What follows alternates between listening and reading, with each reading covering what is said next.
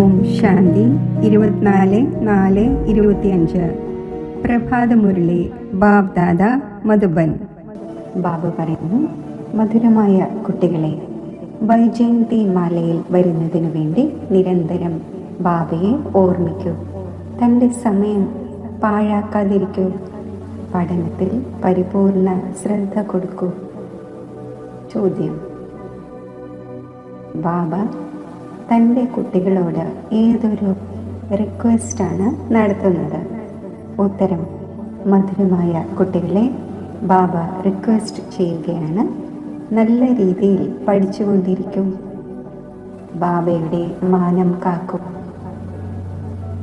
ബാബയുടെ ദുഷ്പേര് ഉണ്ടാകും വിധത്തിലുള്ള ഏതെങ്കിലും മോശമായ കാര്യം ചെയ്യരുത്. സത് ബാബയെയും സത് ശിക്ഷകനെയും സദ്ഗുരുവിനെയും ഒരിക്കലും നിന്ദിക്കാതിരിക്കൂ. പ്രതിജ്ഞ ചെയ്യൂ, ഏതുവരെ പഠനമുണ്ടോ അപ്പോൾ വരെ തീർച്ചയായും പവിത്രമായിരിക്കും. ഗീതം: നിന്നെ നേടി നമ്മൾ ലോകം നേടി. ഓം ശാന്തി. നിന്നെ നേടിയപ്പോൾ മുഴുവൻ ലോകത്തിൻ്റെയും രാജധാനി നേടുന്നു എന്ന് ആരാണ് പറഞ്ഞത്? ഇപ്പോൾ നിങ്ങൾ സ്റ്റുഡൻറ്റുമാണ്, കുട്ടികളുമാണ്. നിങ്ങൾക്കറിയാം, പരിധിയില്ലാത്ത ബാബ കുട്ടികളായ നമ്മളെ വിശ്വത്തിൻ്റെ അധികാരിയാക്കുന്നതിനായി വന്നിരിക്കുന്നു. ആ ബാബയുടെ മുന്നിൽ നമ്മൾ ഇരിക്കുകയാണ്. നമ്മൾ രാജയോഗം പഠിച്ചുകൊണ്ടിരിക്കുകയാണ്. അതായത് വിശ്വത്തിൻ്റെ ക്രൗൺ പ്രിൻസസ് ആകുന്നതിന് വേണ്ടി നിങ്ങൾ ഇവിടെ പഠിക്കുവാൻ വേണ്ടി വന്നിരിക്കുകയാണ്, അഥവാ പഠിക്കുകയാണ്. ഈ ഗീതം ഭക്തി മാർഗത്തിൽ പാടപ്പെട്ടിട്ടുള്ളതാണ്. നമ്മൾ വിശ്വത്തിൻ്റെ മഹാരാജാവും മഹാറാണിയുമാകും എന്ന് ബുദ്ധിയിലൂടെ കുട്ടികൾ അറിയുന്നു. ബാബയാണ് ജ്ഞാനത്തിൻ്റെ സാഗരം. സുപ്രീം ആത്മീയ ടീച്ചർ ആത്മാക്കളെ ഇരുന്ന് പഠിപ്പിക്കുന്നു. ആത്മാവ് ഈ ശരീരമാകുന്ന കർമ്മേന്ദ്രിയങ്ങളിലൂടെ അറിയുന്നു. നമ്മൾ ബാബയിലൂടെ വിശ്വത്തിൻ്റെ ക്രൗൺ പ്രിൻസസ് ആകുന്നതിന് വേണ്ടി പാഠശാലയിൽ ഇരിക്കുന്നു. എത്ര ലഹരി ഉണ്ടായിരിക്കേണ്ടതാണ്! തൻ്റെ മനസ്സിനോട് ചോദിക്കും, നമ്മൾ സ്റ്റുഡൻസിൽ ഇത്രയും ലഹരിയുണ്ടോ? ഇത് ഏതെങ്കിലും പുതിയ കാര്യവുമല്ല. നമ്മൾ കൽപ്പം തോറും വിശ്വത്തിൻ്റെ ക്രൗൺ പ്രിൻസസ് ആകുന്നതിന് വേണ്ടി ബാബയുടെ അടുക്കൽ വന്നിരിക്കുന്നു. ആ ബാബ അച്ഛനുമാണ്, ടീച്ചറുമാണ്. ബാബ ചോദിക്കുന്നുവെങ്കിൽ എല്ലാവരും പറയും, നമ്മൾ സൂര്യവംശി ക്രൗൺ പ്രിൻസസ് അഥവാ ലക്ഷ്മി നാരായണൻ ആകും എന്ന് തൻ്റെ മനസ്സിനോട് ചോദിക്കണം. നമ്മൾ അങ്ങനെയുള്ള പുരുഷാർത്ഥം ചെയ്യുന്നുണ്ടോ? പരിധിയില്ലാത്ത ബാബ സ്വർഗത്തിൻ്റെ സമ്പത്ത് നൽകാൻ വന്നിരിക്കുന്നു. അത് നമ്മുടെ അച്ഛനും ടീച്ചറും ഗുരുവുമാണ്. അപ്പോൾ തീർച്ചയായും സമ്പത്തും അത്രയും ഉയർന്നതിലും ഉയർന്നതായിരിക്കും തരുന്നത്. നമ്മൾ ഇന്ന് പഠിക്കുന്നു, നാളെ ക്രൗൺ പ്രിൻസാകും എന്ന അത്രയും സന്തോഷം നമുക്കുണ്ടോ എന്ന് നോക്കണം. കാരണം ഇത് സംഗമമാണ്. ഇപ്പോൾ ഈ തീരത്ത് നിന്നും മറുതീരത്ത് സ്വർഗത്തിൽ പോകുന്നതിന് വേണ്ടി പഠിക്കുകയാണ്.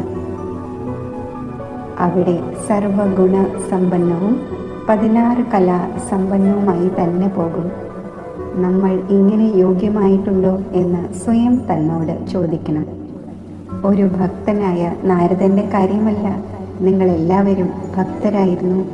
ഇപ്പോൾ ബാബ ഭക്തിയിൽ നിന്നും മോചിപ്പിക്കുന്നു. നിങ്ങൾക്കറിയാം, നമ്മൾ ബാബയുടെ കുട്ടികളായിരിക്കുകയാണ്. ബാബയിൽ നിന്നും സമ്പത്ത് നേടുന്നതിന് വേണ്ടി, വിശ്വത്തിൻ്റെ ക്രൗൺ പ്രിൻസ് ആകുന്നതിന് വേണ്ടി വന്നിരിക്കുകയാണ്. ബാബ പറയുന്നു, തൻ്റെ ഗൃഹസ്ഥ വ്യവഹാരത്തിൽ ഇരുന്നു കൊള്ളൂ. വാനപ്രസ്ഥ അവസ്ഥയുള്ളവർക്ക് ഗൃഹസ്ഥ വ്യവഹാരത്തിൽ ഇരിക്കേണ്ടതില്ല. കുമാരിമാരും ഗൃഹസ്ഥ വ്യവഹാരത്തിൽ അല്ല. അവരുടേതും സ്റ്റുഡൻറ് ലൈഫാണ്. ബ്രഹ്മചര്യത്തിൽ തന്നെയാണ് പഠനം പഠിക്കുന്നത്. ഇപ്പോൾ ഈ പഠനം വളരെ ഉയർന്നതാണ്. ഇതിൽ സദാകാലത്തേക്കു വേണ്ടി പവിത്രമാകണം. അവർ ബ്രഹ്മചര്യത്തോടുകൂടി പഠിച്ച് പിന്നെ വികാരത്തിലേക്ക് പോകുന്നു. ഇവിടെ നിങ്ങൾ ബ്രഹ്മചര്യത്തിലിരുന്ന് മുഴുവൻ പഠനവും പഠിക്കുന്നു. ബാബ പറയുന്നു, ഞാൻ പവിത്രതയുടെ സാഗരമാണ്, നിങ്ങളെയും ആക്കി മാറ്റുന്നു. നിങ്ങൾക്കറിയാം, പകുതി കൽപ്പം നമ്മൾ പവിത്രമായി കഴിഞ്ഞിരുന്നു.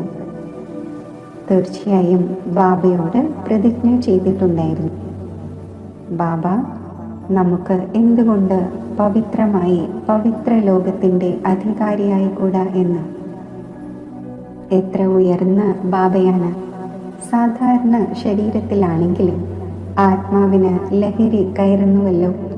ബാബ വന്നിരിക്കുകയാണ് പവിത്രമാക്കാൻ. പറയുന്നു, നിങ്ങൾ വികാരത്തിൽ പോയി വേശ്യാലയത്തിൽ വന്ന് പതിച്ചിരിക്കുന്നു. നിങ്ങൾ സത്യയുഗത്തിൽ പവിത്രമായിരുന്നു. ഈ രാധയും കൃഷ്ണനും പവിത്ര പ്രിൻസസ് ആണല്ലോ. രുദ്രമാലയും നോക്കൂ, വിഷ്ണുവിൻ്റെ മാലയും നോക്കൂ. രുദ്രമാല തന്നെയാണ് വിഷ്ണുവിൻ്റെ മാല ആകുന്നത്. വൈജയന്തി മാലയിൽ വരുന്നതിന് വേണ്ടി ബാബ മനസ്സിലാക്കിച്ചു തരുന്നു, ആദ്യം നിരന്തരം ബാബയെ ഓർമ്മിക്കൂ, തൻ്റെ സമയം പാഴാക്കാതിരിക്കൂ. ഈ കൗടികൾക്ക് പിന്നാലെ വാനരനാകാതിരിക്കൂ. വാനരൻ കടല കഴിക്കുന്നു. ഇപ്പോൾ നിങ്ങൾക്ക് ബാബ രത്നങ്ങൾ തന്നുകൊണ്ടിരിക്കുകയാണ്. പിന്നെ കൗടികൾക്ക് അഥവാ കടലകൾക്ക് പിന്നാലെ പോകുമെങ്കിൽ എന്തായിരിക്കും അവസ്ഥ ഉണ്ടാകുന്നത്? രാവണന്റെ കാരാഗൃഹത്തിലേക്ക് പോകും. ബാബ വന്ന് രാവണന്റെ കാരാഗൃഹത്തിൽ നിന്നും മോചിപ്പിക്കും. പറയുന്നു, ദേഹസഹിതം ദേഹത്തിൻ്റെ എല്ലാ സംബന്ധങ്ങളിൽ നിന്നും ബുദ്ധിയെ ത്യാഗം ചെയ്യൂ. സ്വയം തന്നെ ആത്മാവാണ് എന്ന നിശ്ചയം ചെയ്യൂ. ബാബ പറയുന്നു, ഞാൻ കൽപ്പം തോറും ഭാരതത്തിലാണ് വരുന്നത്. ഭാരതവാസികളായ കുട്ടികളെ വിശ്വത്തിൻ്റെ ക്രൗൺ പ്രിൻസസും ആക്കി മാറ്റും. എത്ര സഹജമായി പഠിപ്പിക്കുന്നു. 4-8 മണിക്കൂർ വന്നിരിക്കൂ എന്ന് പറയുന്നില്ല. ഇല്ല, ഗൃഹസ്ഥ വ്യവഹാരത്തിൽ ഇരുന്നു കൊണ്ടും സ്വയം തന്നെ ആത്മാവെന്ന് മനസ്സിലാക്കി എന്നെ ഓർമ്മിക്കൂ. എങ്കിൽ നിങ്ങൾ പതീതത്തിൽ നിന്നും പാവനമായി മാറും. വികാരത്തിൽ പോകുന്നവരെയാണ് പതീതം എന്ന് പറയുന്നത്. ദേവതമാർ പാവനമാണ്, അതിനാൽ അവരുടെ മഹിമ പാടപ്പെട്ടിരിക്കുന്നു. ബാബ മനസ്സിലാക്കിച്ചു തരുന്നു, ഇതാണ് അല്പകാലത്തെ ക്ഷണഭംഗുര സുഖം. കാഷ്ടത്തിന് സമാന സുഖം എന്ന് സന്യാസിമാർ ശരിയായ രീതിയിൽ തന്നെയാണ് പറയുന്നത്. പക്ഷേ ദേവതമാർക്ക് എത്ര സുഖം ഉണ്ടായിരിക്കുന്നു എന്നത് അവർക്ക് അറിയില്ല. പേര് തന്നെ സുഖധാമം എന്നാണ്. ഇത് ദുഃഖധാമമാണ്. ഈ കാര്യങ്ങളുടെ അറിവ് ലോകത്തിൽ ആർക്കും തന്നെയില്ല. ബാബ തന്നെ വന്ന് കൽപ്പം തോറും മനസ്സിലാക്കിച്ചു തരുന്നു, ദേഹി അഭിമാനിയാക്കി മാറ്റുന്നു. സ്വയം ആത്മാവാണ് എന്ന് മനസ്സിലാക്കൂ. നിങ്ങൾ ആത്മാവാണ്, ദേഹമല്ല. ദേഹത്തിൻ്റെ അധികാരിയാണ് നിങ്ങൾ. ദേഹം നിങ്ങളുടെ അധികാരിയല്ല. 84 ജന്മങ്ങൾ എടുത്തെടുത്ത് ഇപ്പോൾ നിങ്ങൾ തമോ പ്രധാനമായി. നിങ്ങളുടെ ആത്മാവും ശരീരവും രണ്ടും പതീതമായിരിക്കുകയാണ്. ദേഹ അഭിമാനിയാകുന്നതിലൂടെ നിങ്ങളിലൂടെ പാപമുണ്ടായി.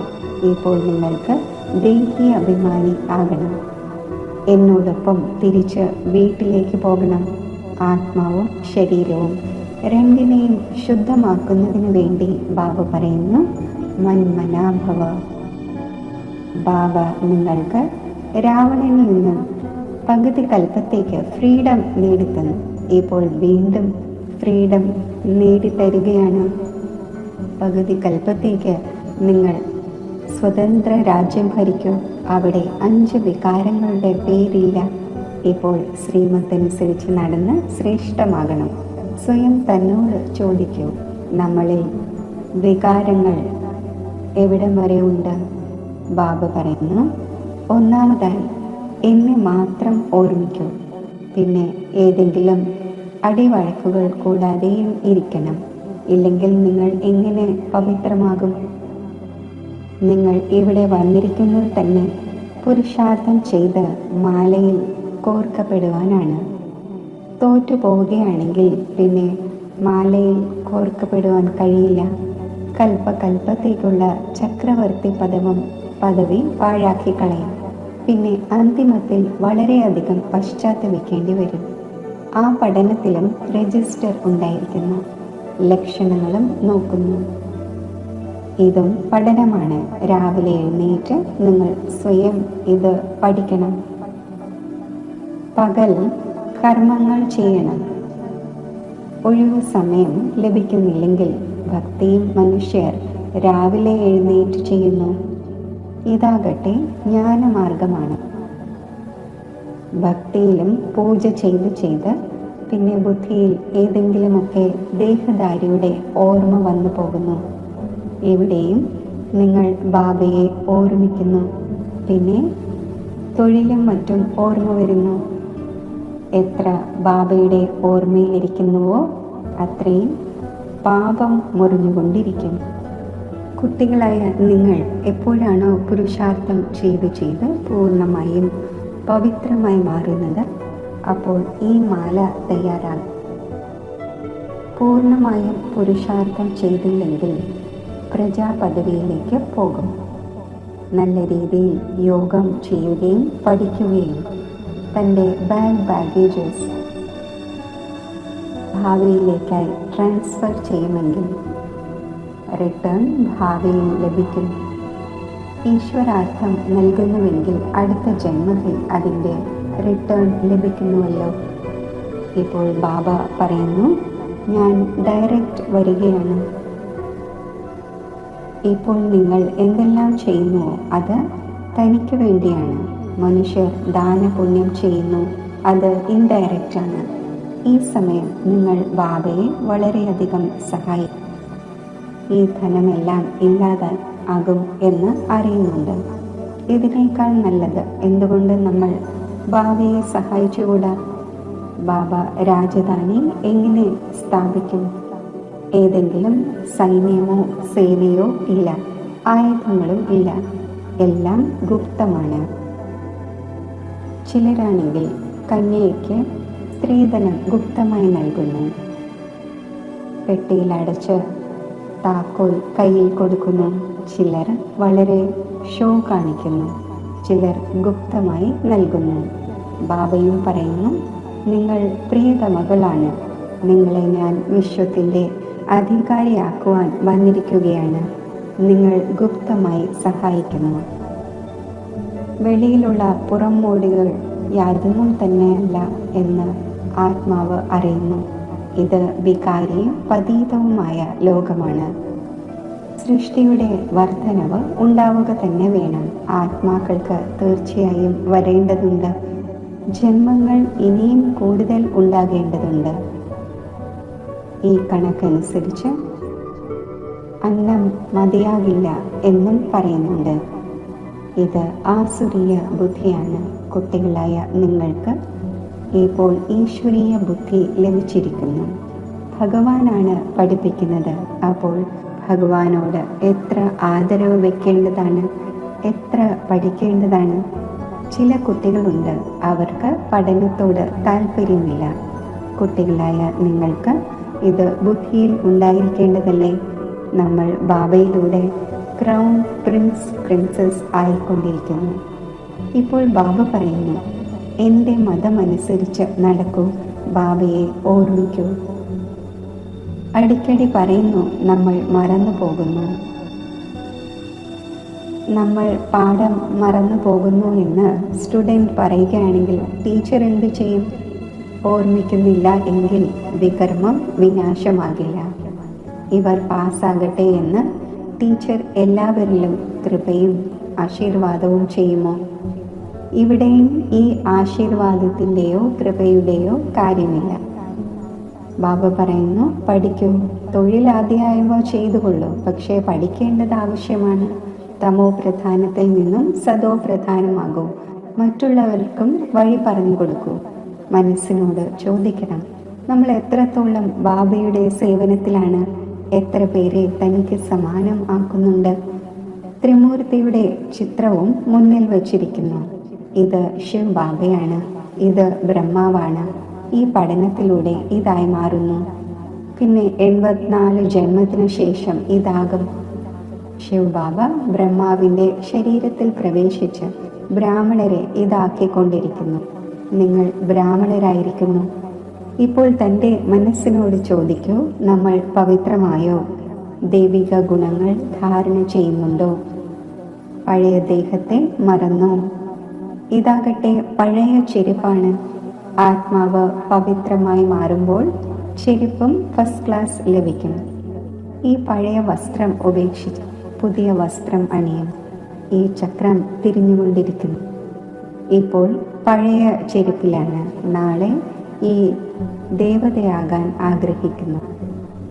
ബാബയിലൂടെ ഭാവിയിലെ പകുതി കൽപ്പത്തിലേക്ക് വിശ്വത്തിൻ്റെ ക്രൗൺ പ്രിൻസ് ആകുന്നു. നമ്മുടെ ആ രാജ പദവിയെ ആർക്കും തട്ടിയെടുക്കുവാൻ കഴിയില്ല. അപ്പോൾ ബാബയുടെ ശ്രീമത്തനുസരിച്ച് നടക്കേണ്ടതല്ലേ? സ്വയം തന്നോട് ചോദിക്കൂ, നമ്മൾ എത്ര ഓർമ്മയിലിരിക്കുന്നുണ്ട്? എത്രത്തോളം സ്വദർശന ചക്രധാരി ആക്കുകയും ചെയ്യുന്നു? ആര് ചെയ്യുമോ അവർ നേടും. ബാബ ദിവസവും പഠിപ്പിക്കുന്നു. എല്ലാവരുടെ അടുത്തേക്ക് മുരളി പോകുന്നല്ലോ. ശരി, കിട്ടിയില്ലെങ്കിൽ പോലും 7 ദിവസത്തെ കോഴ്സ് ലഭിച്ചുവല്ലോ. ബുദ്ധിയിൽ ജ്ഞാനം വന്നു കഴിഞ്ഞു. തുടക്കത്തിൽ ഭക്തി ഉണ്ടായി. പിന്നെ ചിലർ പക്വമായി, ചിലർ അപക്വമായി പുറത്തു വന്നു. കാരണം മായയുടെ കൊടുങ്കാറ്റും വരുന്നുവല്ലോ. 6-8 മാസം പവിത്രമായിരുന്ന് പിന്നെ ദേഹാഭിമാനത്തിൽ വന്ന് തൻ്റെ ഹത്യ ചെയ്യുന്നു. മായ വളരെ തരണം ചെയ്യാൻ പ്രയാസമായ ഒന്നാണ്. പകുതി കൽപ്പം മായയോട് തോറ്റു. ഇപ്പോഴും തോൽക്കുകയാണെങ്കിൽ തൻ്റെ പദവി പാഴാക്കും. നമ്പർ അനുസരിച്ചുള്ള പദവികൾ വളരെയധികമുണ്ടല്ലോ. ചിലർ രാജാവും റാണിയുമാകുന്നു, ചിലർ മന്ത്രി, ചിലർ പ്രജ, ചിലർക്ക് വജ്ര വൈഡൂര്യങ്ങളുടെ കൊട്ടാരം. പ്രജയിൽ ചിലർ വളരെയധികം ധനികരായിരിക്കും. വജ്ര വൈഡൂര്യങ്ങളുടെ കൊട്ടാരം ഉണ്ടായിരിക്കും. ഇവിടെയും നോക്കൂ, പ്രജയിൽ നിന്നും കടം വാങ്ങുന്നില്ലേ? അപ്പോൾ പ്രജ ധനികനായോ അതോ രാജാവോ? അന്ധന്മാരുടെ നഗരത്തിൽ എന്ന് പറയുന്നത് ഇപ്പോഴത്തെ കാര്യങ്ങളാണ്. ഇപ്പോൾ കുട്ടികളായ നിങ്ങൾക്ക് ഈ നിശ്ചയം ഉണ്ടായിരിക്കണം. നമ്മൾ വിശ്വത്തിൻ്റെ ക്രൗൺ പ്രിൻസ് ആകുന്നതിന് വേണ്ടി പഠിക്കുന്നു. നമ്മൾ ബാരിസ്റ്ററോ എഞ്ചിനീയറോ ആകും എന്നത് സ്കൂളിൽ എപ്പോഴെങ്കിലും മറന്നു പോകാറുണ്ടോ? ചിലരാകട്ടെ മുന്നോട്ട് പോകവേ മായയുടെ കൊടുങ്കാറ്റ് ഏൽക്കുന്നതിലൂടെ പഠനവും ഉപേക്ഷിക്കുന്നു. ബാബ തൻ്റെ കുട്ടികളോട് ഒരു റിക്വസ്റ്റ് നടത്തുകയാണ്. മധുരമായ കുട്ടികളെ, നല്ല രീതിയിൽ പഠിക്കൂ, എങ്കിൽ നല്ല പദവി നേടും. ബാബയുടെ മാനം കാക്കൂ. നിങ്ങൾ ഇങ്ങനെ മോശമായ കാര്യം ചെയ്യുകയാണെങ്കിൽ ദുഷ്പേരുണ്ടാക്കും. സത് ബാബയുടെയും സത് ടീച്ചറിൻ്റെയും സദ്ഗുരുവിൻ്റെയും നിന്ന ചെയ്യിക്കുന്നവർക്ക് ഉയർന്ന പദവി നേടുവാൻ കഴിയില്ല. ഈ സമയം നിങ്ങൾ വജ്രതുല്യം ആകുന്നു. അപ്പോൾ കൗടികൾക്ക് പിന്നാലെ പോകേണ്ടതില്ല. ബാബയ്ക്ക് സാക്ഷാത്കാരമുണ്ടായി. ഉടനടി കൗടികൾ ഉപേക്ഷിച്ചു. 21 ജന്മത്തേക്ക് ചക്രവർത്തി പദവി ലഭിക്കുകയാണ്. പിന്നെ ഇതെന്ത് ചെയ്യുവാനാണ്?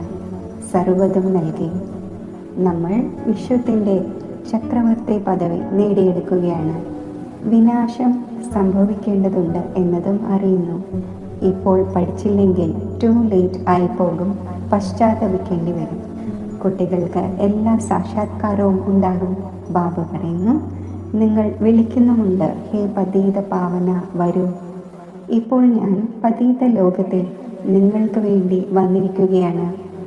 നിങ്ങളോട് പറയുന്നു, പാവനമാകും. നിങ്ങൾ പിന്നെ അടിക്കടി മാലിന്യത്തിൽ വീഴുന്നു. ഞാൻ കാലന്മാരുടെയും കാലനാണ്, എല്ലാവരെയും കൊണ്ടുപോകും. ബാബ ഒന്ന് സ്വർഗത്തിൽ പോകുന്നതിനുള്ള വഴി പറഞ്ഞു തരുന്നു.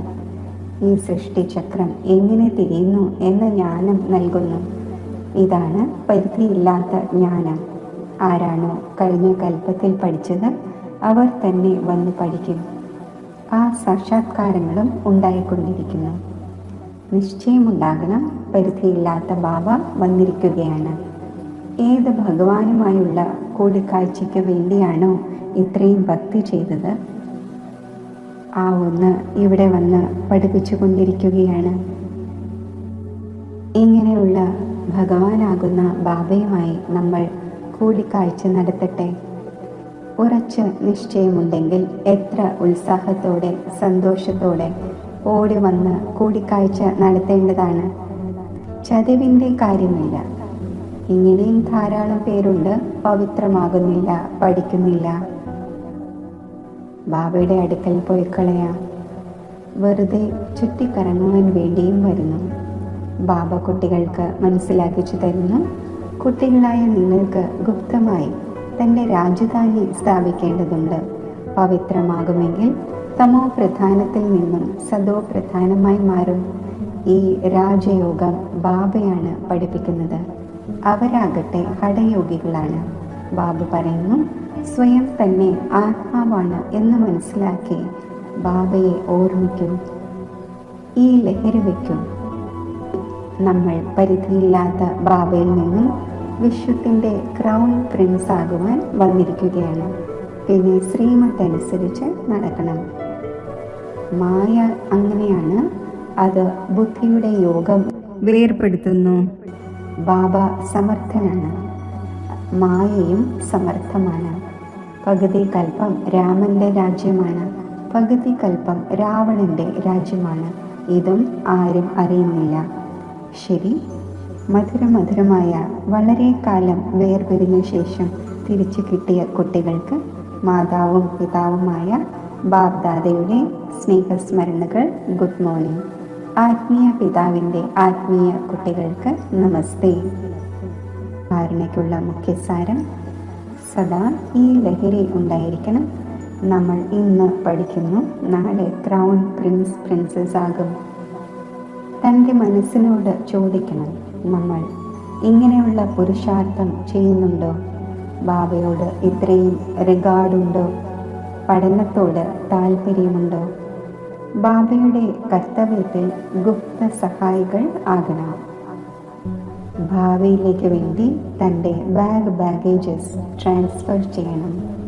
കൗടികൾക്ക് പിന്നാലെ സമയം പാഴാക്കാതെ വജ്രതുല്യം ആകുന്നതിൻ്റെ പുരുഷാർത്ഥം ചെയ്യണം. വരദാനം: മനസ്സിനെയും ബുദ്ധിയെയും മന്മത്തിൽ നിന്നും ഫ്രീ ആക്കി സൂക്ഷ്മവതനത്തിൻ്റെ അനുഭവം ചെയ്യുന്ന ഡബിൾ ലൈറ്റായി ഭവിക്കട്ടെ. കേവലം സങ്കല്പശക്തിയെ, അതായത് മനസ്സിനെയും ബുദ്ധിയെയും സദാ മന്മത്തിൽ നിന്നും ഒഴിവാക്കി വയ്ക്കൂ.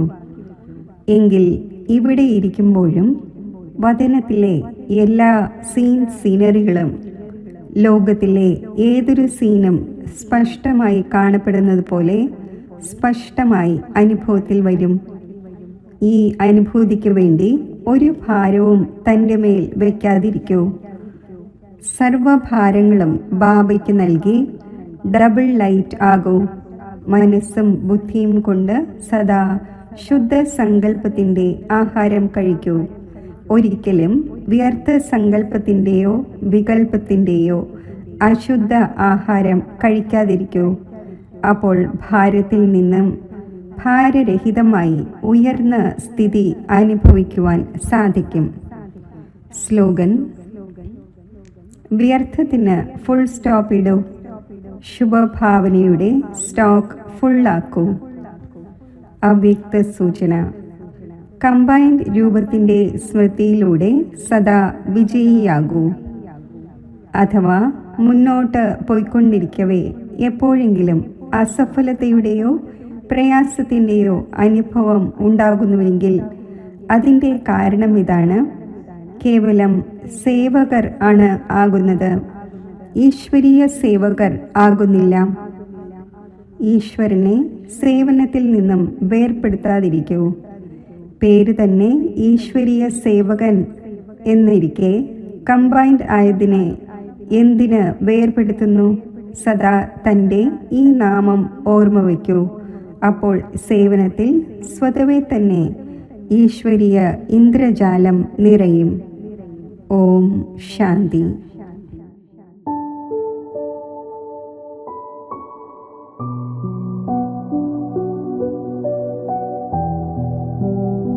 ഓം ശാന്തി.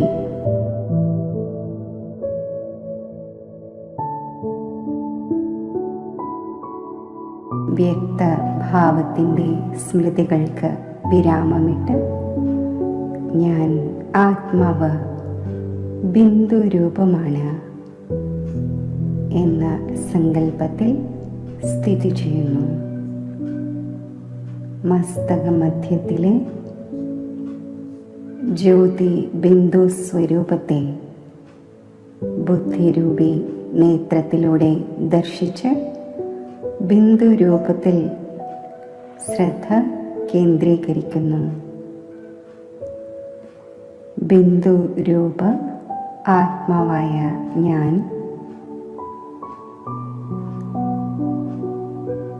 ബിന്ദു രൂപമായ പരമാത്മാവിൽ ബുദ്ധിയോഗം യോജിപ്പിച്ച് യോഗയുക്ത അവസ്ഥയിൽ സ്ഥിതി ചെയ്യുന്നു. ഈ ശക്തിശാലി ബിന്ദുരൂപ അവസ്ഥയിൽ വ്യർത്ഥ വികൽപരഹിതമായി ഞാൻ സ്ഥിതി ചെയ്യുന്നു. സൃഷ്ടി ചക്രത്തിൻ്റെ ആദിയിൽ ഞാൻ ഒരു ബിന്ദുവായി വന്നു. സൃഷ്ടിയുടെ അന്തിമത്തിലും ബിന്ദുവായ ബാബയോടൊപ്പം പോകേണ്ടതുണ്ട്.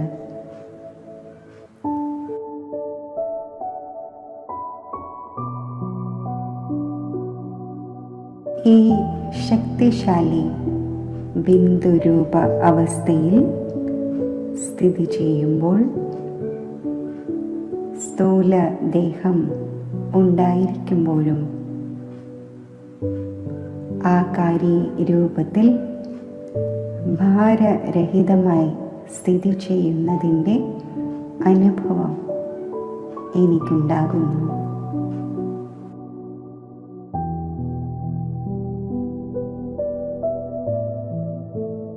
ഈ ശക്തിശാലി ബിന്ദുരൂപ അവസ്ഥയിൽ ഞാൻ ബിന്ദുരൂപനായ ബാബയുടെ ഛത്രഛായയ്ക്കുള്ളിൽ സുരക്ഷിതമായി സ്ഥിതി ചെയ്യുന്നു.